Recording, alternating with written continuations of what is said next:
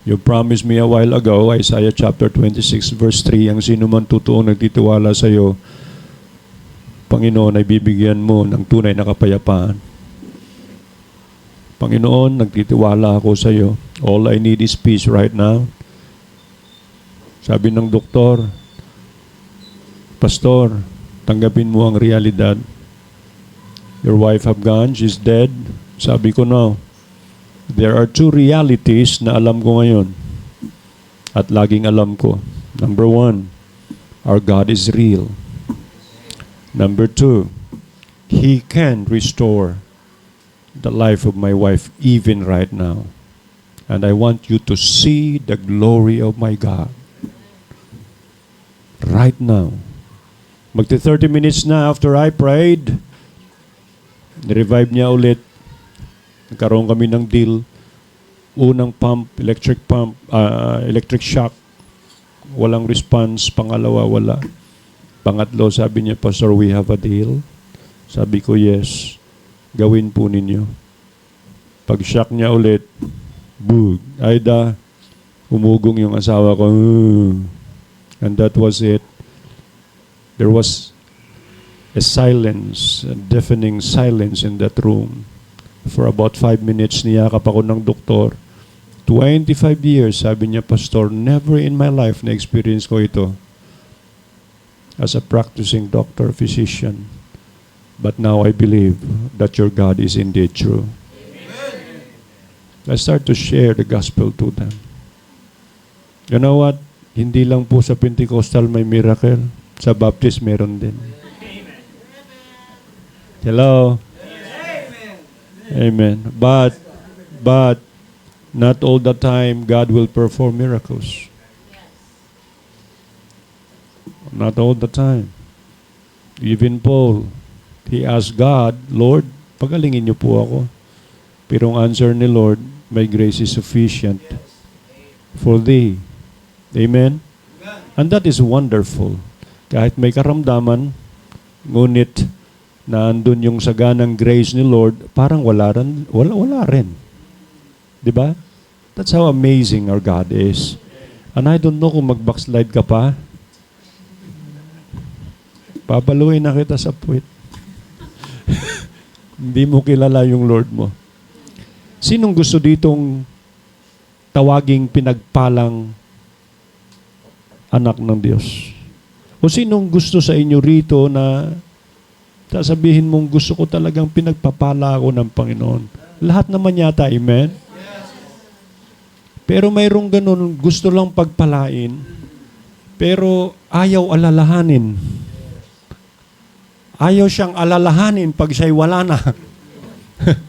Alright? Well, anyways, don't you know that every day the desire of God for every Christian is that tayo po mag-iwan ng ligasiya dito sa mundong ito at sa mga susunod na henerasyon.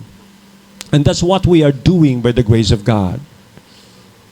Ngayong umaga mga kapatid, pag-aralan po natin the legacy of the blessed man. The legacy of the blessed man. Pag sinabi po natin legacy, legacy is the imprint you leave on the future. You are leaving a visible imprint for the future. Kaya lang, mayroong iba, ang kanilang ligasiya ay nababatay sa mga material na bagay. Kayamanan, etc. na kanilang iniiwan. Pasalamatan po natin ang ating Panginoon, mga kapatid. Dahil kung mayroon man tayong iiwan ng mga ligasiya, ito po'y patungkol sa mga espiritual na bagay na tanggap natin sa Panginoon at kabutihan ng Diyos sa buhay natin sa ating mga susunod na henerasyon. Si Elizabeth Turnage, sabi niya, our legacy points to the good news of God's story of grace in our lives. Kung mayroon man tayong ligasiya, ang ligasiya natin ay dapat nakatuon sa kabutihan ng Diyos sa ating buhay. Sa istorya ng Diyos sa ating buhay. Kaya nga po history. Not our story, but God's story. Sa buhay po natin. Kung anong ginawa niya, paano niya ginawa yon? Gaano siya kadakila, katulad ng inawit kanina mga kapatid.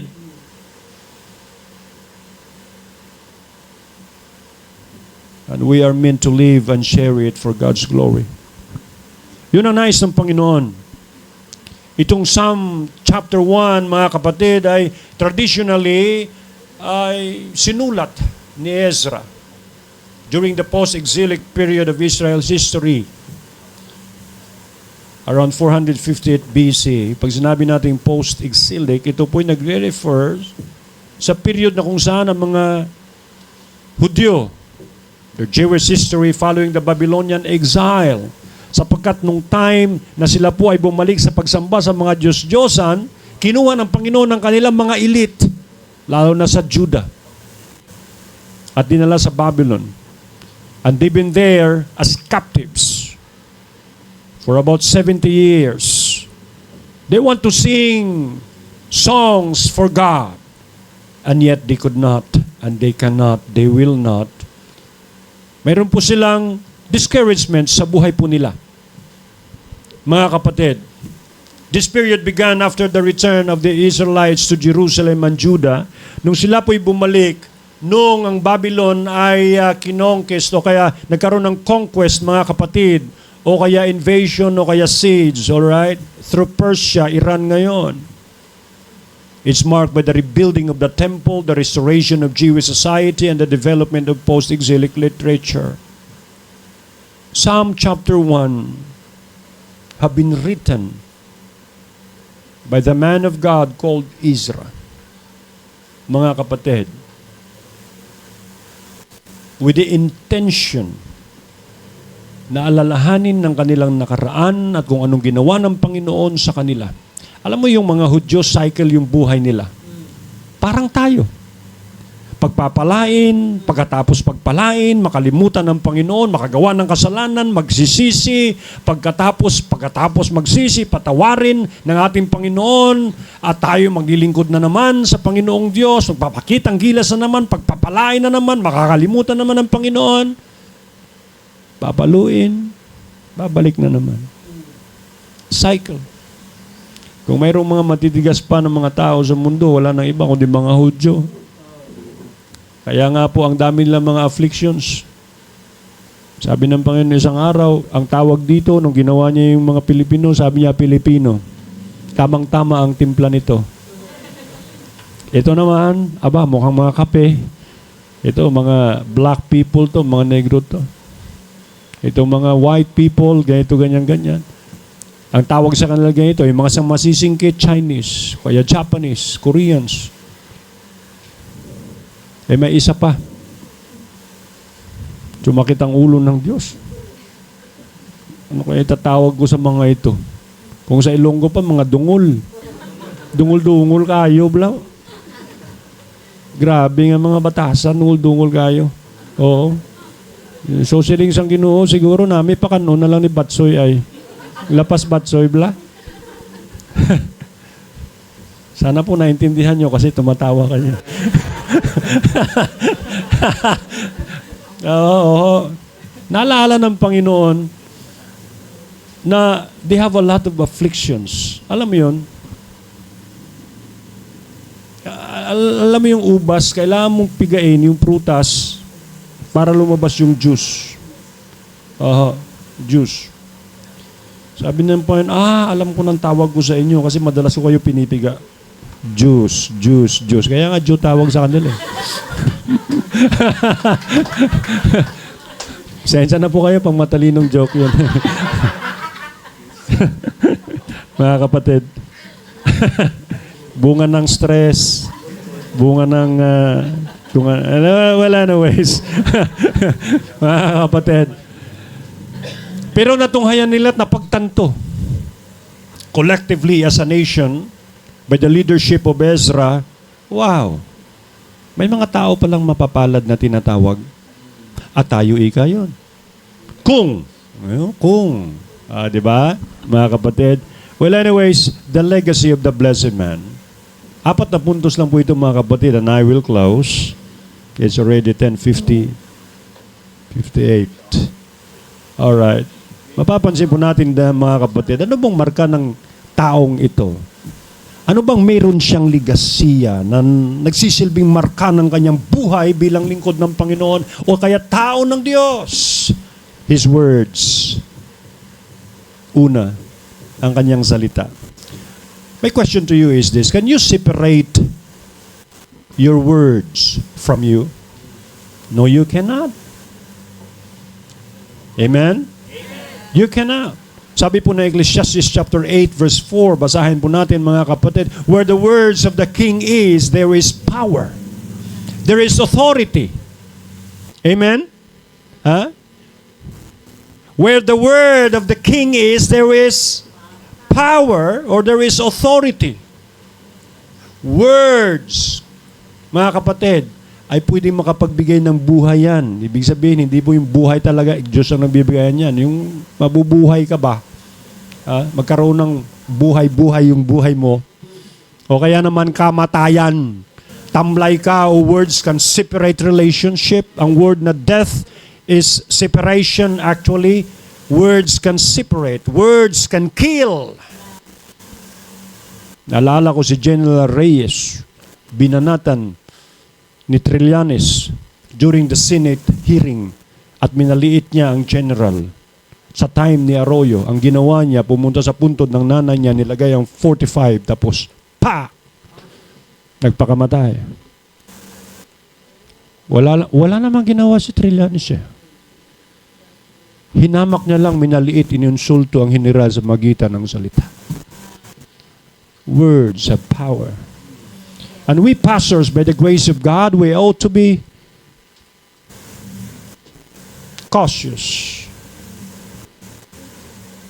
Kailangan maging aware po na kami. Alright? Maging tayo. Alright? Hindi puro galit lang. Kasi sa John chapter 1, verse 14, Jesus Christ is what? He's the grace and truth. Oo nga, puro truth. Pero kawawa naman yung mga tao. Di ba? Parang wala na silang kalayaang gumawa at maglingkod sa Panginoon. Lahat gagawin nila, ganito, ganyan, ganyan. Maganda rin naman Panginoon yung truth eh. Pero samahan natin ng grace para timplado. Amen? Ha? Yung bang tirahin mo ng truth, sobrang sakit. Pero pagkatapos niyan, ibigyan mo naman ng kape. Di ba? Masimasim mo ng konti. Yung bahala ka na, lumayas yan, hindi na kailangan dito. Di ba? O sige, sa iyo ng langit. Mga kapatid, words cannot be separated by a person. Nagsasalita nito. And be careful to your words because words have power. Sabi niya, where the words of the king is, there is power. Sabi po ni Solomon, bakit king? Sa Revelation chapter 1 verse 6, tawag po sa atin king and priests. Basahin po natin Revelation chapter 1 verse 6, mga kapatid. Don't you know na ang mga anak ng Panginoon, ang tawag ay mga hari. Kings and priests, and hath made us kings and priests unto God and His Father, to Him be glory and dominion forever and ever. Amen. Kaya sabi ng Solomon, where the words of the king is, there is power. Kaya mag-ingat ka. Oh, may power ka. Oh, may authority ka. Hello? Mag-ingat.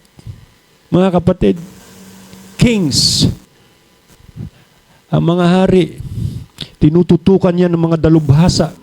Pagdating sa intellect, pagdating sa mga academics and etc., ang the best na teacher, yan ang nagtuturo sa kanila. Pagdating sa kanila mga gawi, sa mga lakad, panunuot, mga sinusuot nila and everything, yun po mga kapatid, malalaman mo sila talaga na galing sila sa palasyo, nasa royalty sila. Tayo mga Kristiyano, ganun yun.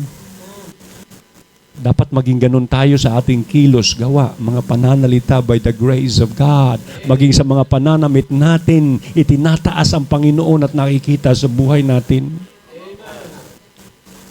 Hello? Importante ang words. Hari ka, at saka ano? Priests!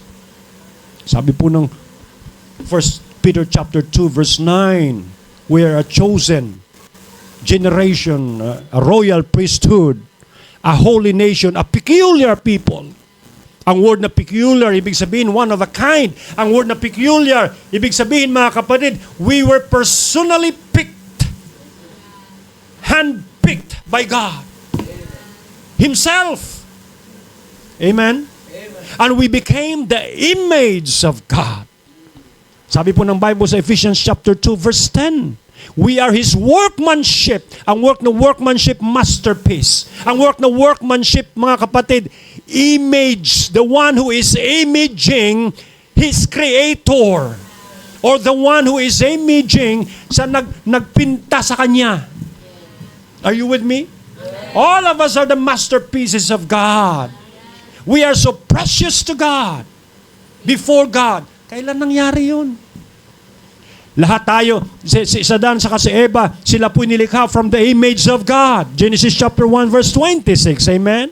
And God made man from His own image. And what is the image of God? Na mayroon siyang mata, given na yun, ilong, etc. No. The image of God, in which God have injected or put inside of man, na galing sa Kanya, mga kapatid, ang wangis na yon ay tumutukoy sa Kanyang pagiging perpekto, banal at matuwid. God is righteous, holy, just, perfect. When God created man, He made them what? Say Adam and Eve, perfect, holy, and righteous. That is the image of God. The moment na ang tao ay nag-disobey sa Diyos at nagkasala sa Panginoon, na-separate ang tao sa Diyos. Mayroon pong mga kapatid, tinatawag kami mga theologians na divine consciousness and human consciousness inside of that spirit of man. When man died, spiritually, his spiritual consciousness that communicates to God, his divine consciousness na nag-communicate sa Panginoon in that spirit na iniip ng Panginoon sa kanya, mga kapatid, namatay. So what happened was, naging corrupt ang tao. Corrupted ang tao. Ni-remove ng Panginoon ng kanyang holiness and righteousness from man. And man became a sinner before God. Gusto niyang takpan ito.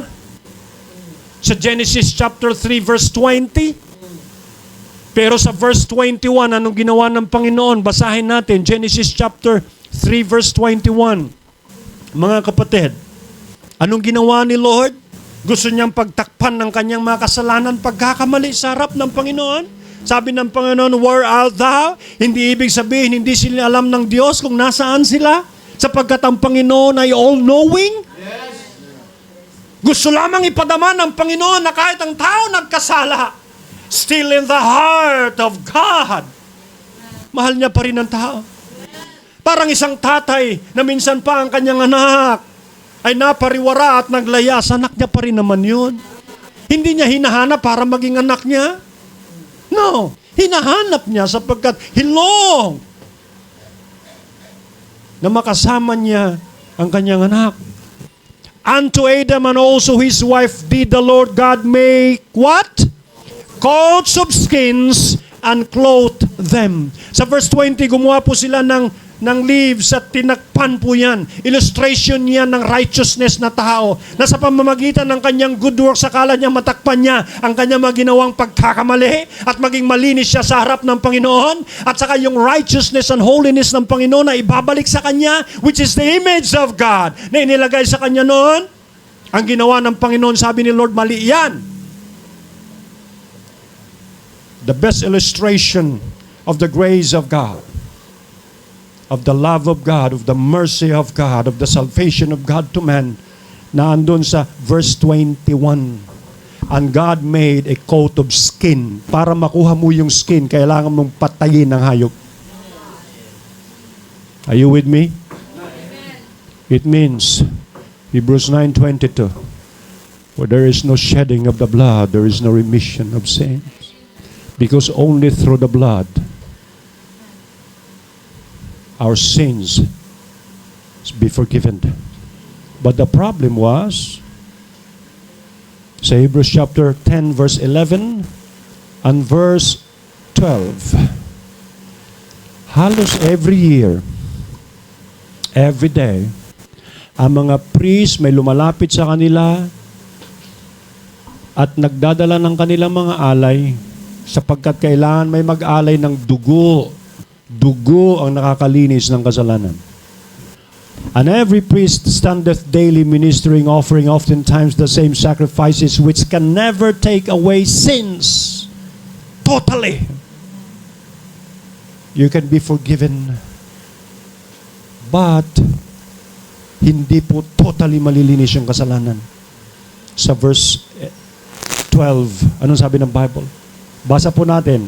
Begin. But this man, after he had offered one sacrifice for sins forever, sat down on the right hand of God. But this man, after he had offered one sacrifice for sins forever. May expiration ho kasi pag nag-alay ka ng hayop. January, lahat na kasalanan mo hanggang December covered ng inalay mong hayop, napatawad ka na. Pero pagdating ng December next year, expired, nakagawa ka ng mali, yari ka. Kailangan mo mag-alay ulit. Salamat sa Diyos. The Lamb of God, the Lord Jesus Christ, had offered Himself once and for all and forever. Our sins, mga kapatid, were forgiven, covered, and cleansed by God. So anong nangyari? Yung image ng Panginoon ay bumalik ulit sa atin through Jesus Christ. Ano yon? Holiness and righteousness. Saan makikita yon? Ephesians 4:24. Basahin po natin. Pastor, sabi mo, mabilis lang tayo. Isang punto pa lang po yan. Matagal na tayo.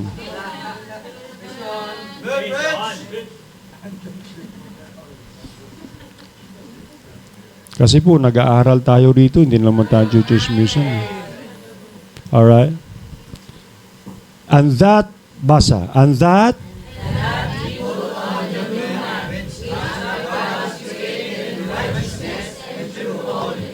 which after God is created in, after God naman, created si Adam and Eve. Sa alin? Righteousness and holiness. Kaya lang natanggal yun. Aha, na-create tayo ulit kay Jesus Christ. Ephesians 2:10, we were created in Christ Jesus. And that very moment, praise the Lord. Ang sabi ng Bible, mga kapatid, balik tayo sa 24. Anong sabi ng Bible? Alright? Sa 4:24, anong sabi niya? Which after God is created in righteousness and true holiness, put on the new man. The new man. Ang bagong tao. Hindi po yung luma sinuklubon ng Panginoon ng bagong damit. No. Hindi po yung luma sinukluban ng Panginoon ng bagong tao. No. Gumawa siya ng bagong tao sapagkat ang lumang tao makasalanan. Ang lumang tao, ang tatay niya si Adan, makasalanan. Ang bagong tao, ang tatay niya, ang Panginoon ay banal. And so therefore, ang sabi ng Biblia, magpakabanal kayo sapagkat banal ako na gumawa sa inyo. Question, nabubuhay ba tayo sa kabanalan? Are you still with me? Bakit ko sinasabing mga bagay na to? Kung hindi pwedeng ma-separate yung words sa nagsasalita, naniniwala po ako na kung ikaw ay pinanganak sa pamilya ng Diyos, ikaw ay banal. Gagawi ka, magsasalita ka ng mga bagay na may kabanalan. Ang isang ligasiya ng tunay na pinagpalang lingkod ng Diyos, saan siya nang kumukuha ng salita? But his delight is in the law of the Lord. And in his law doth he meditate day and night. The words of God cannot be separated from the children of God. Hindi nyo ba alam na yung tao ay nagawa dahil sa... alam nyo yan, siyempre, nag-aaral natin yan, dalawa sperm cell, kag egg cell. Physically. But spiritually, Dalawa rin. The Word of God and the Holy Spirit of God. Amen? Simula noon hanggang ngayon, siya nananahan sa atin at ang dapat ang salita natin ay mga salita na nakabatay sa kanyang salita. At ang ating kasiyahan ang kanyang salita. Amen? And that's the reason why we ought to meditate the Word of God day and night. One of the legacies and the first legacy na mapapansin natin sa Psalm chapter 1 ng isang pinagpalang lingkod ng Panginoon, anak ng Diyos, tao ng Diyos, mga kapatid, ay ang kanyang salita. Na batay sa salita ng Diyos. That every time he or she speaks, you will hear the language of God that can even penetrate the very core of man. At doon mo masasabi, indeed, God's words changes lives. Number 2, His works. His works. Sabi ng Bible, blessed is the man that walketh not in the counsel of the ungodly, nor standeth in the way of sinners, nor sitteth in the seat of the scornful. This man departs from evil and evil deeds. Amen? May separation. Hindi po ito literal na hindi ka uupo sa upuan ng mga makasalanan o tatayo sa kanilang tinatayuhan, or otherwise hindi ka na lang aalis sa bahay mo sapagkat pag-apak mo dyan sa labas, lahat siyang dinadaanan ng mga makasalanan.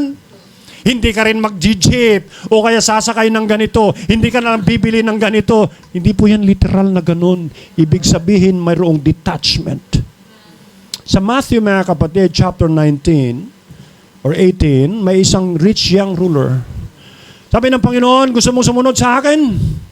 Alam mo ba isang utos? Sabi niya, lahat yan, mula ng bata ako, sinusunod ko yan. Sabi ng Panginoon, okay, good! Ngayon, sell all that you have and follow me. Sabi niya, pinaghirapan ko yung BMW ko lang ilang taon. Grabe. Ano ba? Pinaghirapan ko yung bahay ko. Naghirap kami ng ganito. Kasama ko si pastor. Ang dami namin pinagdaanan pagkatapos iiwanan ko lang yan. Sayang.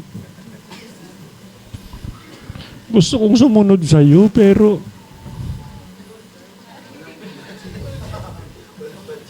pwedeng mamaya na. Nananabik pang puso ko. Sobrang ganda po niya eh. Sobrang gwapo niya eh. Di ba? Sabi ng Panginoon, mahirap sa mayaman na makapasok sa kaharian ng Diyos. Sabi ng mga disipulo, sino lang makakapasok doon? Ang hirap eh. Sa tao, imposible, pero sa Diyos, posible. Sapagkat Diyos naman ang liligtas. Sabi ng Panginoon, madali sa akin na papasukin ng isang kamelyo sa butas ng karayom kaysa sa mayaman sa aking kaharian o sa kaharian ng Diyos. That time, ang Panginoon, hindi po yung totoong butas ng karayom. Pero kung gawin natin totoo, kayang gawin ng Panginoon eh. Walang imposible naman sa Diyos yun. Na ikaw ay napakaligong gawing Panginoon maliit para makapasok ka doon sa butas na yun. Pero hindi po.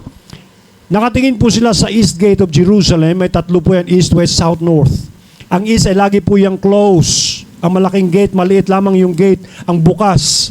Ang mga nagkakalakal po yan, galing sa ibang mga lugar, pupunta sa Israel, magdadaan ng kalakal, dyan po'y dadaan. Gamit po nila ang kamelyo. Yung cameler po, ang siya nagbibitin mga load sa likod po nila. So ang gagawin po ng cameler, mga kapatid, kukunin yung mga loads na yan, pagkatapos, mga kapatid, ay papaluin niya yung tuhod ng mga kamelyo na yan, ng kamelyo na yan, pagkatapos ang kamelyo ay nakaluhod, pagkatapos mauna yung cameler sa maliit na lagusan na yan o gate na yan, pagkatapos hihilahin niya pa loob habang nakaluhod. Yan ang tinutukoy na butas ng karayom. Maliban na lamang ang tao ay magpakumbaba. Aminin na siya ay makasalanan sa harap ng Panginoon at Diyos lang ang banal, wala nang iba.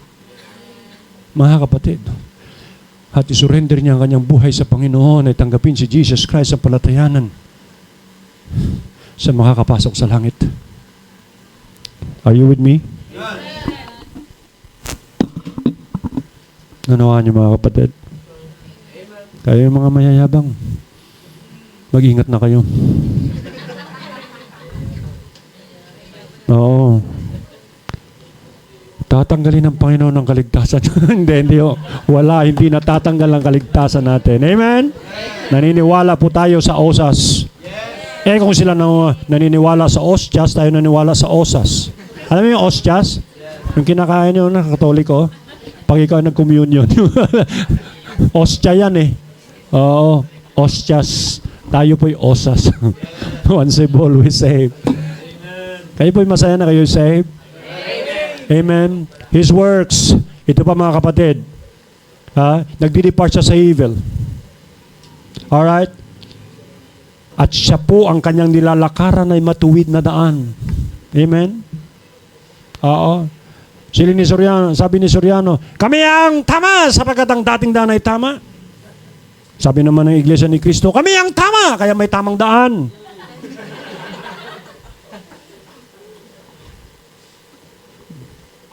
Sabi ni Cristo, anong ginagawa ninyo? Nagdidebate kayong dalawa. Paraan. Tunay na daan. Amen. Praise the Lord. Salamat at nandito po tayo sa tunay na daan na si Jesus Christ siya nananahan sa buhay natin. And God is expecting us as kings and priests to live like Christ. Kaya may Christ-likeness. Amen? Nagdi-depart sa evil. Gumagawa ng layunin ng Panginoon. At dahil dyan, sabi ng Bible, whatsoever, verse 3, he do it shall prosper. That's the works of the man of God. That's the works in which would later become the legacy of the blessed man of God. Amen? Na maalaala siya na kanyang mga ginagawa nagpa-prosper. Ang sabi ng Bible sa verse 3 mga kapatid, and he shall be like a tree planted by the rivers of water that bringeth forth his fruit in his season. His leaves also shall not wither, and whatsoever he do it shall prosper. Mayroon, iba, wala pa yung season, ay, di ba? O yan natin yung season, pipitas na lang, hindi mo pakinabangan. May mga premature blessing, may mga Kristiyanong ganun. Minamadali ang Panginoon. Parang prodigal son. Tawag ko doon, premature blessing. Kasi premature blessing, mga kapatid, abay pambira, mayroon pa sana mas maganda eh. At may talino ka sana kung paano mo gamitin yon, ang pagpapalang yon. Premature eh. Pinilit mo ang Panginoon eh. Ginagawa pa lang yung coach eh. Hindi, bigay mo na sa akin. O, yun, kalahati, drive mo. Premature blessing. Nung binigay sa kanya, para siyang mangmang nagdadrive ng kalahati coach. Talagang nagdadrive niya rin. Ito pala yung coach eh, no? Kasi wala nga talino eh. Ibibigay sa'yo ng Panginoon. Antayin mo, may season eh. Pag binigay sa'yo ng Panginoon, ibibigay rin sa'yo ng Panginoon ang tamang pag-iisip. Kung paano gawin yan, kung paano maging pagpapala sa buhay mo yan. Amen.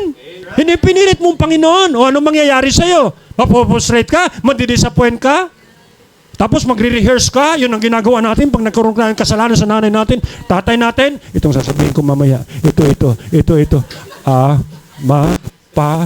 Tapos pagdating doon, kalimutan na lahat. Akala niya galitatan niya sa kanya, iniyakap siya. At tatahang lahat na the best ay binigay sa kanya. Nainggit yung kuya. Anong kasalanan ng kuya? Ha? Ba't siya nagkaganon? Ha? Sana tinularan yung bunso. Hindi humingi rin siya. Hindi siya humingi. Sa tagalin lang magkasama ng tatay niya, hindi siya humingi. Nakalimutan niyang humingi. Naalaala niya na lang, nakita niya yung may mga singsing na, may mga baka na, may mga matatabang ganito na. Kapatid, His words, His works. Ito ba? And whatsoever he do, it shall prosper. Why? Prosperous talaga to. Bakit? Itinanim siya mismo ng Panginoon sa source ng tree, ng tubig, sa tabi ng river. And don't you know that Jesus Christ is the spring of living water? Amen. the everlasting fountain. Amen? Of water. He is the source of water. Na kung sabi ng Biblia, pagka nakainom ka nito, hindi ka na uuhawin kailanman. Hello? Bakit may mga Kristiyano nakainom kay Lord pero laging uhaw? Walang contentment, walang satisfaction, walang everything. My goodness. Jesus Christ is enough. Amen. Number 3, His worship. Verse 2, but His delight. Nakita yung word na delight? Ang kanyang kasiyahan. But that word delight, mga kapatid, ay equivalent yan sa word na devotion. Ang word na devotion is worship. And don't you know, mga kapatid, there's more to that. All that we thought, pag nakasamba tayo, nakapag-awit tayo, nag-worship na tayo, nakapag-pray tayo, nakapag-fellowship tayo, nakapag-worship na tayo sa Panginoon. Now, listen to me carefully. Ang word ng worship came from the word, came from the word, 2 words, yeskeni and poskuneo. Yeskeni is the Hebrew word. It means, literally, God is kissing man. Proskuneo is man kissing God. They've been interlocked with each other. And each one of them don't have a desire to be separated from each other. Yun ang ginawa ng Panginoon. Nakipag-interlock siya sa atin through the Lord Jesus Christ. At ang sabi ni Paul, no one and no man can be able to separate us from the love of God, which is in the Lord Jesus Christ. If the love of God is in the Lord Jesus Christ, if Jesus Christ is in you, then you have been interlocked with Christ, with God. And because of that, every day God is expecting you na magkaroon ng tunay na worship. Amen. Ano ang tunay na worship? Listen, if you are in the presence of God, and you are enjoying it, that is worship. Amen. Nasa presensya na ng Panginoon eh. Okay. Ano sasabihin mo, naka-worship ka? Tapos pag nanalangin ka, parang wala lang sa'yo, gusto mo tapusin agad? Hello? Tapos ang panalangin sa'yo, 1 minute lang o kaya segundo nga lang minsan. At minsan nanalangin ka sa gabi, ang amin mo sa umaga na. Hello? Ginagawa mo pang vitamins ang Bible kasi hindi ka makakatulog. Kapag nagbasa ka ng Bible, tulog ka kaagad. Hello? Ang iba, bumibili pa ng sleeping pills. Tuturuan ko kayo para makatulog kayo agad. Basa kayo ng Bible, tulog agad. Sabihin ko sa inyo, naka first, second verse, third verse ka pa lang, pambira. Hindi mo kailangan pumunta sa doktor. Alam mo na boy, ha?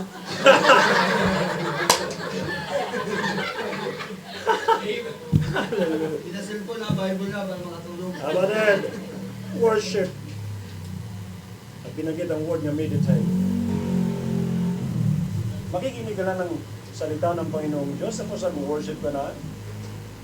Alright? Kasi ganito yan. Nakinig ka, ini-internalize mo, tapos yung response mo, you have a right response to God. Amen? From a right heart toward the right God with a right response. Kahit nasasaktan ka, kahit natamaan ka, pero praise the Lord pa rin. Amen? Dati nung hindi ka nag-Kristiyano, nagplansa ka, nasunog. Nagmura ka. Di ba? E ngayon na-Kristiyano ka. Binago ka ng Panginoon. Nagplansa ka. Nasunog. Praise the Lord! Hallelujah! Hello? Dapat may binagong puso. May binagong pag-iisip. May binagong anyo. Are you with me, folks? Yes. Lalo na ang kanyang worship sa Panginoon. Don't you know, Pastor, isa sa mga reasons kung bakit si Moses hindi nakapunta sa Promised Land? Hindi lang dahil tumigas din ang kanyang puso at nag-disobey siya sa Diyos. Sa Exodus chapter 33, kung bakit hindi siya pumunta at sumama doon, kasi pwede naman talaga kung gugustuhin niya. Sabi ng Panginoon sabi ni Moses, Lord, talagang makakarating, yes, makakarating sila sa Promised Land, kasama nila mga blessings ko, kasama nila ang aking miracles, kasama nila ang aking grace, ano man ang hihingi nila, ibibigay ko. But I will not go with them. My presence will not go with them. And so Moses chose to stay in Mount Horeb. Why? Because in the presence of God, there is joy. God's presence is there. Sabi po ng Psalm 16:11, in thy presence there is fullness of joy, and at thy right hand there are pleasures forevermore. How's your worship? How's your devotion and meditation? Kumusta po kayo, kapatid? Kumusta po kayo ng Lord ninyo? Ng Lord natin. There must be an intimacy between you and God. Whether you like it or not, ang Panginoon ay laging nananabik sa atin. Gusto niya lagi tayong yakapin. Gusto niya lagi tayong hagkan. Gusto niya laging nasa paanan niya tayo, mga kapatid. Parang isang ama na hindi niya kaya madalas na hindi makikita ang kanyang anak. Gusto niya na andyan lang. Yun ang nais ng Panginoon. Huwag na tayong umalis sa will ni Lord. Huwag na tayong mag-isipan ng kung ano-ano mga bagay, mga kapatid. No, manatili ka sa presensya ng Panginoon at i-enjoy mo ang kanyang presensya at bawat araw masasabi mo, praise the Lord because of God. I worship my God. Each day worship God. Because each day I believe kasama mo ang Panginoon at nasa presensya ka ng Diyos. Number 4 and last, His worth. Ang kanyang value, ang kanyang halaga. Now listen carefully. His worth. Pastor, anong kanyang halaga? Ano ang kanyang value?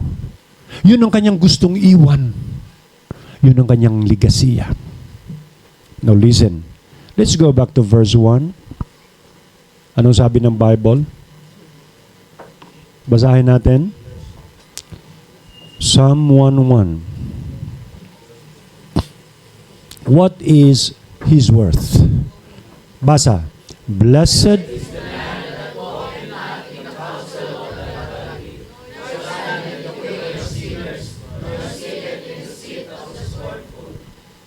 Listen. I have a question for you base dyan sa bersikulo na yan. What is His worth? What is His value? Ano ang kanyang halaga? Ang tawag sa kanya, mapalad. Wow!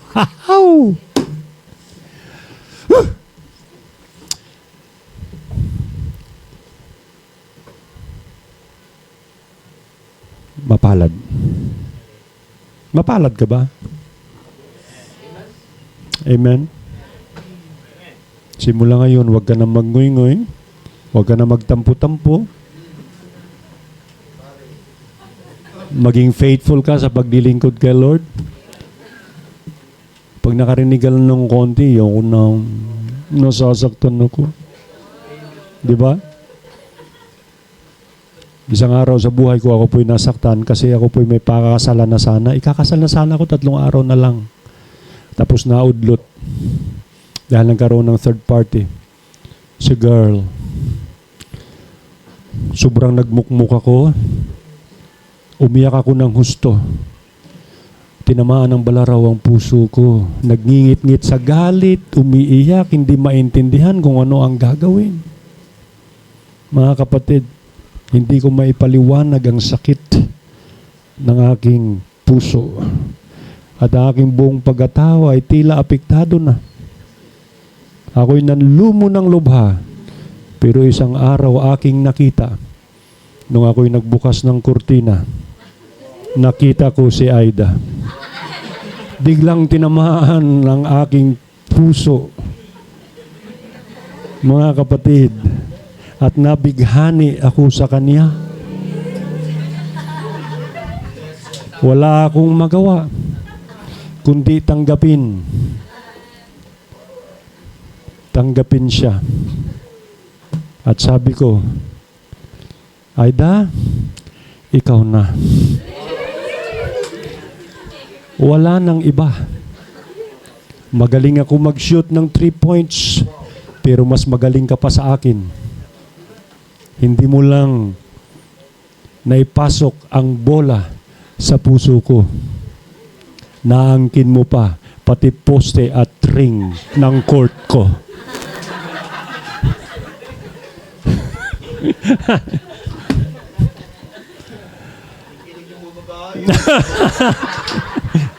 His worth is beyond measure. Amen. He was called a blessed man. No one can stand with him who are ungodly, mga kapatid. Sabi ng Bible sa verse 5 and verse 6, saan man siya mapunta, pambihira, sino mang na hindi matuwid at kinakalaban siya at nag-iisip ng mga bagay na masama against that man of God, against that woman of God, hindi nila kaya. Pag naandyan siya sa kapisanan nila, naku, lahat kagad nag-scatter, mga kapatid. At ano man ang kailangang gagawin ay hindi nagpa-prosper. Why? He's being protected by God. Why? Because he is in the presence of God all the time. Why? Because the hand of God is upon him. Why? Mga kapatid, because the Lord Jesus Christ is his shepherd. And by the way, kung ang shepherd mo si Jesus Christ, hindi mo hahanapin ng blessing. Actually, ikaw na mismo ang blessing. Hindi mo hanapin si success, ikaw na mismo si success. Dapat sila'y pumupunta sa iyo at hanapin ang success. Dapat sila'y pumupunta sa iyo at hanapin ang blessing, sapagkat dala-dala mo ang blessing wherever you go, whatever you do. Mga kapatid, anong sabi ni David? Surely goodness and mercy shall follow me all the days of my life, and I will dwell in the house of the Lord forever. Nakita niya? Napansin niyo? Goodness and mercy shall follow. Hindi ikaw nagfa-follow kay goodness and mercy. Nahanap mo, saan yun? Saan yun? Hindi mo na unawaan. Dapat sila naghahanap sa iyo. Pastor, ang pangit ko. Huwag kang mag-alala. Bigyan sila ng Panginoon ng maliwanag na mata. Kahit sobrang pangit mo man, ikaw ay magiging maganda. At magpakailanman, pag ikaw ay napansin nila, tatandaan mo, wala sila bang iisipin, ikaw lang at wala nang iba.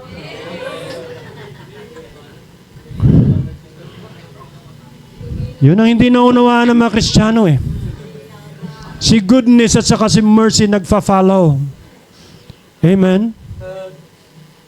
Di naunawaan eh. Pag sinabi natin, blessed, mayroon siyang inner bliss, mayroon siyang inner peace, mayroon siyang inner joy. At hindi man ako yan kahit ninuman. Bakit? Guarded ni Lord yan. Kaya tandaan mo, pag love ko talaga yan, kalooban ni Lord para sa iyo yan, guarded yan. Hindi ka lang matiksa, nagtatampo ka. Hindi ka lang ma-message, nagtatampo ka na. Wala kang tiwala. Guarded ni Lord yan. Amen. At ikaw, babae at lalaki, yung people, makinig ka. Wala kang magawa. Pagka itinakda, tinaghana ka ng Panginoon, gagwardyaan ng Panginoon, puso mo, lahat na makikita mo, pangit at pinakapangit. Sa palagay mo at magiging gwapo at maganda. Babaguhin ng Diyos yan. Ang tingin ng iba, bakit ginusto niya yan? Sa tingin mo yan. Amen? Pero sa tingin niya, yan ang pinakamaganda at pinakagwapo. May himalang nangyari doon. May himala.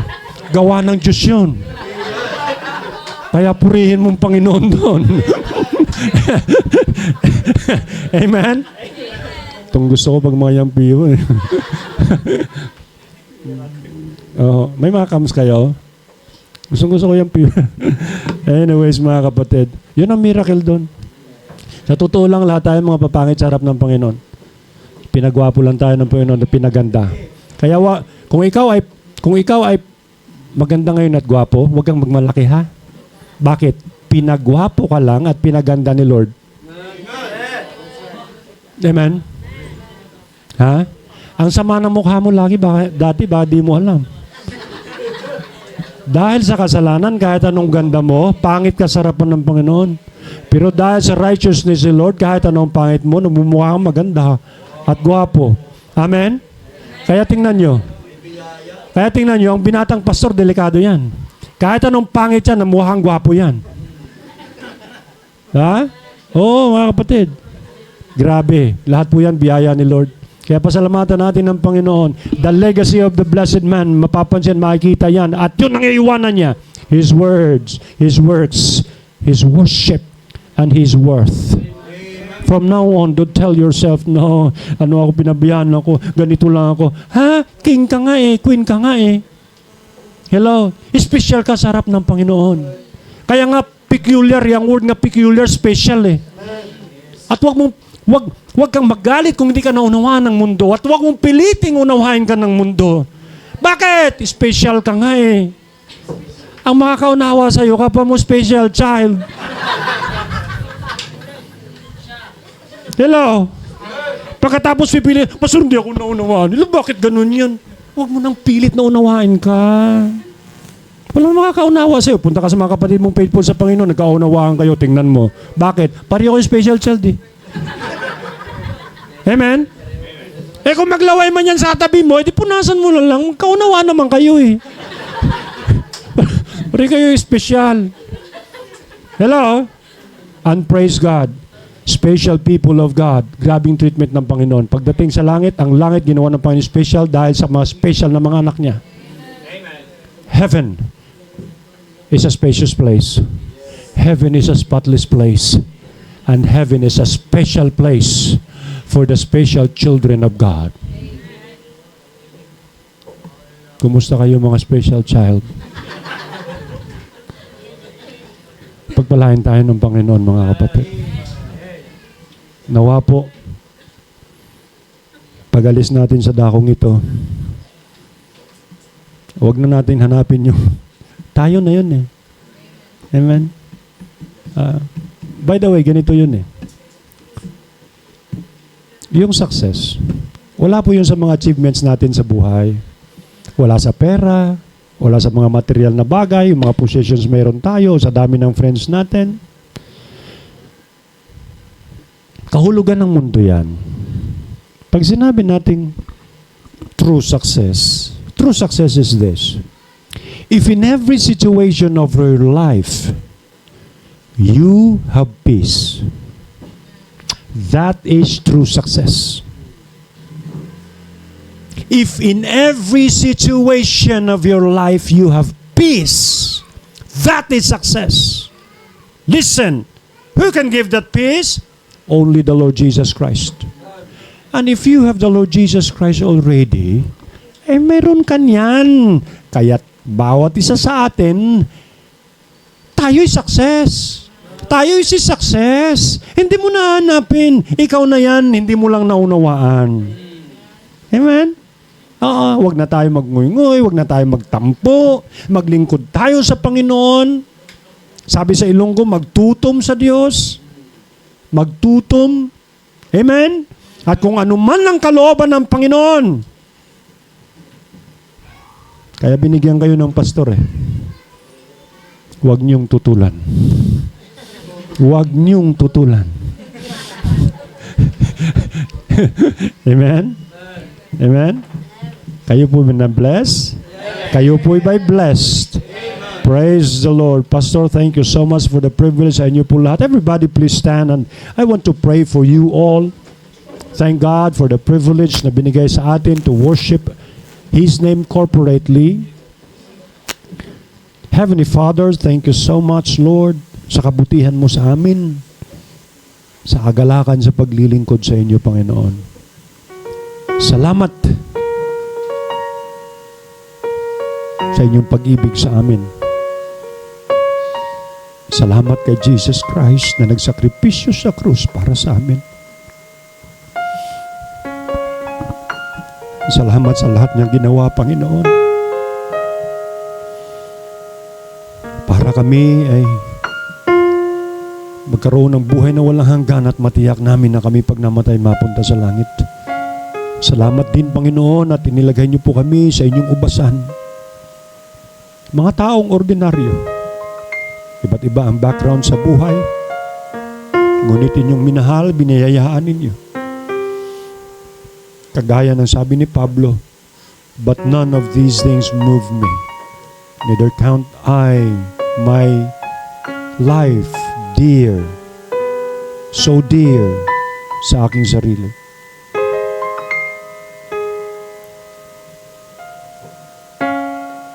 Lord, thank you so much. Lahat ito ay dahil sa inyo. Pagpalain mo ang church na ito sa pangunguna ng kanilang pastor. Gamitin niyo po sila lahat sa inyong ubasan. At dalangin ko, Panginoon, na sa aming buhay, kayo po laging naitataas. Kayo po lagi, Panginoon, Lord, na nabibigyan ng kaluwalhatian. Kayo naririnig at nakikita sa amin. Presensya niyo laging nararamdaman. Hindi po kami, Panginoon. Kami lamang ay kiigsi sa mundong ito at nakapagpapatuloy sa paglilingkod sa inyo dahil sa biyaya po ninyo, Ama. Salamat po sa mga anak po ninyo na nagmamahal sa inyo sa Church ng Macedonia. Lord, hindi ko alam ang kanilang mga pinagdaanan na at mga pagdadaanan pa. Patuloy mo po silang kalingahin.